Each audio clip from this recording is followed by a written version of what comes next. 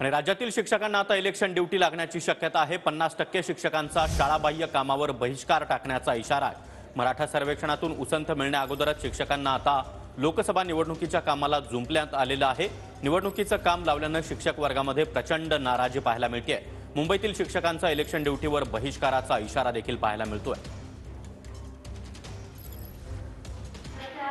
शिक्षकांना शिकवण्याच्या व्यतिरिक्त कोणत्याही प्रकारचं अशैक्षणिक कामं देऊ नका, असं शिक्षण हक्क विधेयकामध्ये तरतूद असताना सुद्धा काल रात्री अचानकपणे मुंबईतील 50% शिक्षकांना निवडणुकीची कामं लागलेली आहेत। 50% शिक्षकांना जर निवडणुकीची कामं लावली तर मग शाळा भरवायच्या कशा? म्हणजे आम्ही तातडीने शिक्षण अधिकाऱ्यांना, निवडणूक अधिकाऱ्यांना निवेदन देणार आहोत आणि मागणी करणार आहोत की इतर विभागातील कर्मचारी घ्या,